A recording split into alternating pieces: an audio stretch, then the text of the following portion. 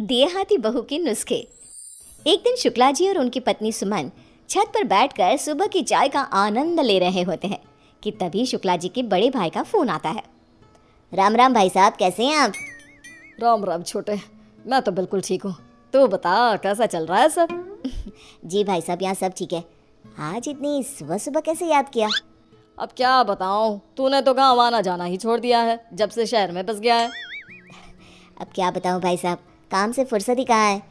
याद तो मुझे भी काफ़ी आती है सबकी, लेकिन अब यहाँ भी तो देखना ज़रूरी है ना। हाँ, ये बात तो है। अच्छा छोटे, वैसे मैंने ये बताने के लिए फ़ोन किया था कि अपना राजू है ना, उसकी नौकरी तुम्हारे ही शहर में लगी है। अरे वाह, ये तो बड़ी अच्छी बात है। हाँ, लेकिन एक दिक्कत है, उसका रहने का इंतज़ाम होने में अभी कुछ वक्त लग जाएगा, तो तब तक वो अपनी पत्नी शीतल के साथ तेरे यहाँ रुक जाएगा, अगर तुझे कोई परेशानी ना हो तो। शुक्ला जी ये बात सुनकर एक बार अपनी पत्नी की तरफ देखते हैं और बिना कुछ सोचे हाँ बोल देते हैं। अरे ये भी कोई पूछने वाली बात है, राजू मेरा भी तो बेटा है, भला मुझे कैसे दिक्कत होगी? आप उन्हें भेज दो, मैं यहाँ सब संभाल लूँगा।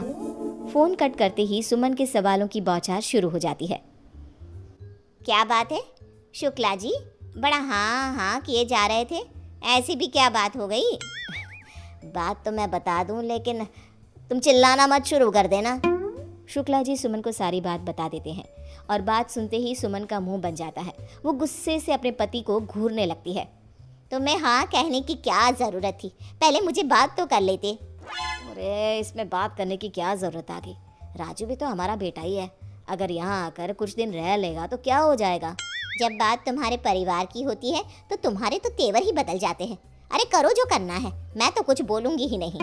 तुम तो मुझे ऐसे सुना रही हो जैसे पता नहीं कौन आ रहा हो। अरे राजू की बहू आएगी तो तुम्हारी ही मदद हो जाएगी। कुछ दिन तुम भी बहू के सुख ले लेना। हाँ हाँ, देखती हूँ कितना आराम मिलता है मुझे। अगले दिन शाम को दरवाजे की घंटी बजती है। सुमन दरवाज़ा खोलती है। सामने राजू और उसकी पत्नी अपना सामान लिए खड़े होते हैं। सुमन बिना कुछ बोले बस इशारा करके उन्हें अंदर आने को कहती है। नमस्ते चाची जी। नमस्ते चाची जी। नमस्ते, आओ बैठो राजू। सुमन शीतल को ऊपर से लेकर नीचे तक निहारती है। शीतल गांव की साधारण सी लड़की होती है जिसे शहर के तौर तरीकों का कोई अंदाज़ा नहीं होता। शीतल ऊपर सबके साथ बैठने के बजाय नीचे बैठ जाती है। अरे अरे, तुम ये नीचे क्यों बैठ गई? यहाँ शहर में ऐसे कोई नहीं बैठता, यहाँ सबके साथ बैठो। लेकिन चाची जी, गांव में तो बड़े बुजुर्गों के आगे नहीं बैठने देते। कोई बात ना है, मैं यहाँ ठीक हूँ ना चाची जी। तभी शुक्ला जी अपने कमरे से बाहर आते हैं।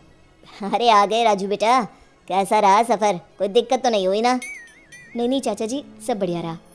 शुक्ला जी राजू के गांव के हालचाल लेते हैं। तभी सुमन राजू और शीतल को उनका कमरा दिखाने की बात करती है। चलो तुम दोनों को तुम्हारा कमरा दिखा देती हूँ। हाँ हाँ, तुम दोनों आराम करो, बाद में बात करते हैं हम। सुमन उन्हें कमरा दिखा कर आती है और अपने पति को सुनाने लगती है। ये कितने दिन तक रुकेंगे?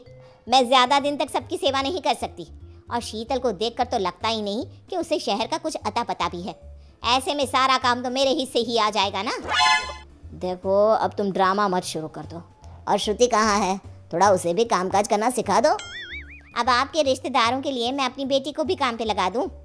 हाँ, तो क्या उसे सर पर चढ़ा कर रखोगी? सुमन बिना कुछ जवाब दिए अपने काम में लग जाती है। अगले दिन सुमन किचन में काम कर रही होती है तो शीतल मदद करने आती है। अरे चाची जी, आप क्यों परेशान हो रही है? हमें बताइए, हम बना देते हैं। तू क्या मदद करेगी? अच्छा एक काम कर, ये सामान मुझे मिक्सी में पीस कर दे दे। लेकिन मुझे तो मिक्सी चलानी नहीं आती। सुमन शीतल को ताना मारते हुए कहती है। अब तुमसे क्या काम कहूँ, तुम्हें यहाँ शहर का कुछ समझ में तो आने वाला नहीं। शीतल उदास हो जाती है। तभी श्रुति किचन में आती है। मम्मी देखो ना, मेरी ड्रेस पे ये कैसा निशान लग गया। अरे ये किस चीज़ का दाग लग गया? अब मुझे क्या पता, मैं क्या करूँ? आज पार्टी में मुझे यही पहनना था। कुछ करो ना मम्मी, मेरी ड्रेस खराब हो जाएगी। ओहो, क्या मुसीबत है। अच्छा रुक, थोड़ी देर में देखती हूँ। सुमन को काम में लगा देखकर शीतल श्रुति की मदद करने को कहती है। चाची जी, ये दाग मैं हटा दूँ? अरे नहीं नहीं, रहने दो, तुम्हें तो पता भी नहीं होगा, मैं देख लेती हूँ। अगर कुछ इधर उधर हो गया ना तो श्रुति मेरी जान खा जाएगी। अरे चाची जी, मेरे पास इसके लिए बड़ा असरदार घरेलू नुस्खा है। अरे कोई भी घरेलू नुस्खा यहाँ के डिटर्जेंट के आगे फेल है, फेल। लेकिन हमारा नुस्खा भी किसी महंगे डिटर्जेंट से कम नहीं है। सुमन चिढ़ जाती है और शीतल को ड्रेस से दाग हटाने का एक मौका दे देती है। साथ ही चेतावनी भी देती है कि ड्रेस को कुछ नहीं होना चाहिए। आप चिंता ना करिए चच्ची जी, ड्रेस को कुछ ना होगा। शीतल किचन में से थोड़ा गर्म पानी, नींबू और बेकिंग सोडा लेकर वहाँ से चली जाती है। थोड़ी देर बाद शीतल किचन में आती है और सुमन को ड्रेस दिखाती है। चच्ची जी देखिए तो दाग निकल गया। अरे वाह भाभी, आपके नुस्खे ने तो कमाल ही कर दिया। मुझे तो लगा ही नहीं था कि ये दाग कभी जाएगा भी, लेकिन आपने कमाल कर दिया।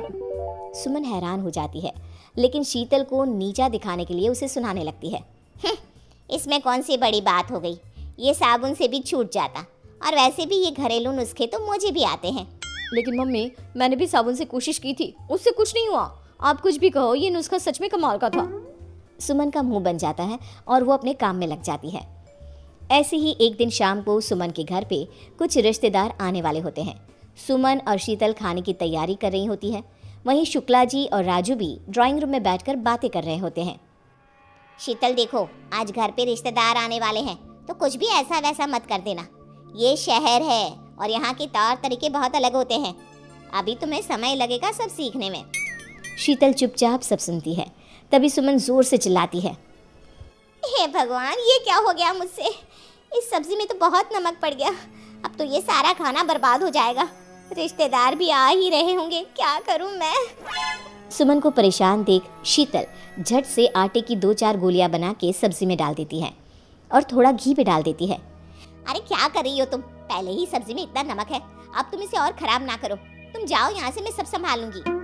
चाची जी, आप क्यों परेशान हो रही हो? आपकी परेशानी यूं दूर हो जाएगी। अब भी ये जो आटे की गोलियां डाली है ना, इसमें सब्जी का नमक ठीक हो जाएगा। अच्छा, और अगर नहीं हुआ तो इसकी जिम्मेदारी तुम्हारी होगी। थोड़ी देर बाद सुमन सब्जी का नमक चेक करती है और नमक सच में ठीक हो जाता है। क्या कहा था मैंने चाची जी, हो गई ना आपकी चिंता दूर? सुमन हंसने लगती है। सारे गेस्ट आ जाते हैं। सुमन राजू और शीतल को सबसे मिलवाती है। शीतल और सुमन सबको खाना खिलाते हैं। अरे वाह सुमन, ये सब्जी तो बहुत अच्छी बनी है। बहू ने बनाई है क्या? नहीं नहीं, ये तो चाची जी ने बनाई है। हाँ, बनाई तो मैंने ही है, लेकिन इसे खराब होने से शीतल के नुस्खे ने बचा लिया। क्या मतलब? सुमन सबको सारी बात बताती है और शीतल ने कैसे झट से सब ठीक कर दिया ये भी बताती है। सब शीतल की तारीफ करने लगते हैं। अरे वाह, तुम्हारी बहू के नुस्खे तो बड़े कमाल के हैं। आज तो सुमन की सब्जी को बचा लिया शीतल ने। अरे कहीं इसी खुशी में खीर में भी तो नमक नहीं डाल दिया ना तुमने? सब हंसने लगते हैं। हेलो दोस्तों, ऐसी अच्छी अच्छी वीडियो देखने के लिए हमारे चैनल को लाइक और सब्सक्राइब करें।